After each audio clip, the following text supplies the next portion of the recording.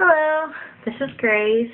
I'm here to tell you all something that's very important to me that I hate to see that happen, that I've been seeing a lot. All throughout my elementary, middle school, and high school years, I was always the quiet one, always the one to be picked last for everything. I didn't have very much friends. I was not popular. I was the completely opposite of it. No one really liked me, and I did get made fun of a lot. I mean, I know I'm not the prettiest one. Definitely not. I'm like the complete opposite, and I have really low self-esteem. I've had that since I was like in elementary school. It started all around from 5th grade, I think, till now. I mean, you're at my age that I was when this all started, which was around 10, 11, I was trying to find myself. I was trying to find out who I was going to be in life. I was adjusting to a new school, which was middle school. I was adjusting to it and trying to make new friends because all the ones that I had in elementary school were all left behind. They were all off in different directions in the school. I was all by myself with all these new strangers and these teachers and this new environment, and everything was just so much to take in. But I made some friends, but they're the kind that only likes to use you and for something to laugh about at the end of the day. I had a couple friends. I'm not going to mention names because, I'm not that kind of person. They were my best friends. One of them I grew up with, to be honest. I trusted them. I really did. I'm a very trustworthy person. And I know that can be a bad flaw sometimes. But, man, when I was maybe 11, and I started going to school, middle school, I would wear black one day, and I would be made fun of and called a goth. I would wear makeup one day, and I would be made fun of and called a goth. And then the worst thing to be called ever was a lesbian. I am not a lesbian, just so you all know. I'm myself. I don't want to be labeled for anything. Anyways, so I had these friends, and I lived by them, and we would hang out, and one day they decided to do my makeup, for example. They made me close my eyes, and they sat me down on a porch and started doing my makeup. And when they were done, I looked in the mirror, and I saw a clown. They did that so they could humiliate me in front of everyone because they didn't like me. I don't understand why they didn't like me. I still don't, to be honest. But, I mean, it's in the past. But they did numerous things. One time, they made me close my eyes, something I really should stop doing, but they made me close my eyes, and they put a tampon in my mouth. And I'm being completely serious here. They did that.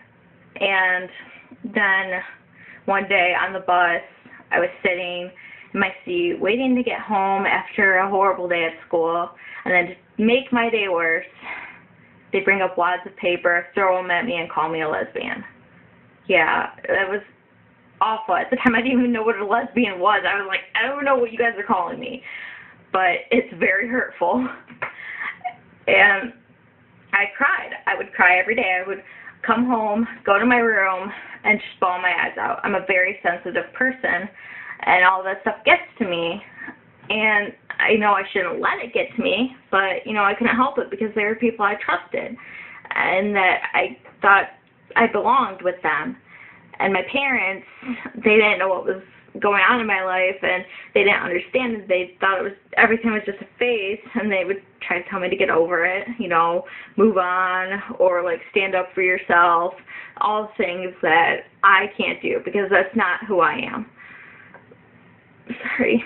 And so, I mean, when I was in 8th grade, I thought I belonged finally. I made all of these new friends all at once. They were really great people. We had so much in common. They weren't mean or anything, and I got my heart broken from the guy that I had the biggest crush on, and that was my childhood friend from elementary school. And all of this drama was thrown at me at such a young age. And I mean, it was just a bunch of bullshit, to be honest. It was awful. I hated it. And in high school, nothing got better. I mean, for a little bit, it did. To be honest, it did. But then it went down the shithole again. In my junior year of high school, I was sitting at my desk in my CPR class. Yeah.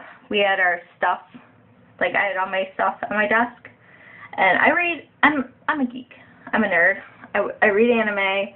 I watch anime. I read manga. Sorry. Then I do all that nerdy stuff.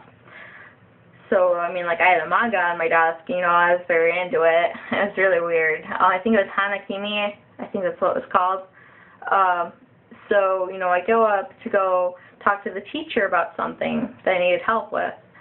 And then I get back to my seat, only to see a bunch of people sitting there looking through my stuff and laughing at everything. I like to draw. It's something I like to do when I'm bored. I doodle, but I really don't like it when people look at my stuff because, you know, I know I'm not that good and I'm very self-conscious about everything. But of course, they went through everything, laughing at all of it. I broke down in tears in front of them, and I went up to the teacher. I couldn't even tell him what was going on because I was crying so bad. And he didn't understand, and he didn't do anything about it. I knew exactly what it was, and I was trying to tell him, and he didn't do anything about it because they moved back to their seats and acted like nothing happened. So my space had been violated. I was sexually harassed by this one kid in my gym class who would make fun of me because I gained weight and because my boobs were big. And it was hurtful. And I couldn't even stand to be at school anymore. And then it got to the point where my dad had to come to the school and talk to the principal about him. And we had to bring him into the room and actually, I had to actually talk to that kid and hear him apologize, which wasn't even sincere. And it just made me so embarrassed because I knew that I was going to have gym with this kid for the rest of the trimester.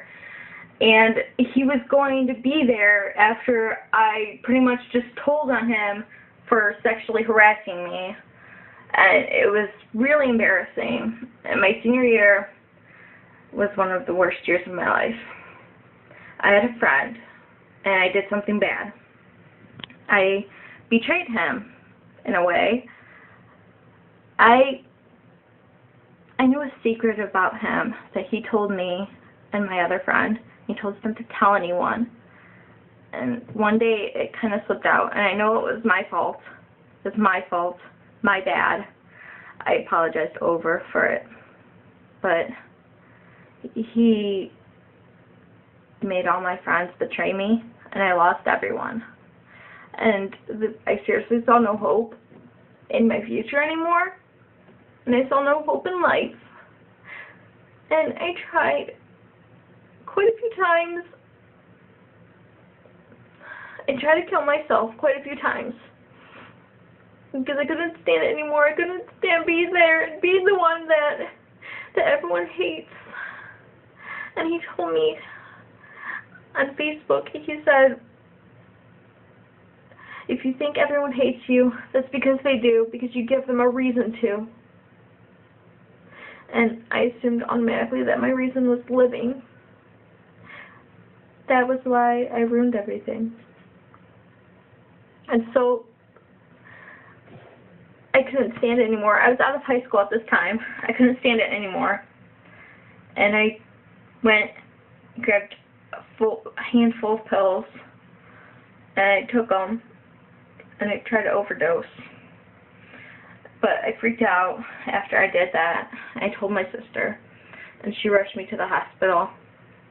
And I ended up having to go to a mental hospital called Kingswood. I went there, and at first I was hysterical. I knew I didn't belong. I freaked out. I was crying so bad. And I mean, I met people there that made me actually feel like I did have a purpose. And I felt better. And it helped me. And after the first day, I started cooperating. And I was out of there in one weekend. And I was back home. And then things started to get better. I was on medication. I had to go see a therapist a lot. Everything. I had a wonderful boyfriend. Even though we weren't seeing each other in person. It was over the internet. I mean, I still felt like, you know, I had something to hold on to. I mean, we're broken up now, but, I mean, we're still talking. But, I don't know. The reason for this video was because I wanted to get the message across that even if you feel like giving up, suicide's not the answer. You have to keep going. You have to be strong. And you have to believe. You can't give up. Gotta keep going. I'm here today because even if I thought I was giving up, and I kept going, and I was strong. And I'm not going to let my life go now. Because I know there are people out there that love me. And I love them too. That's all that matters. So, yeah. I hope everyone who has the same problems as me, I hope they see this video, and I hope that they learn something. Because I know I sure did. Bye.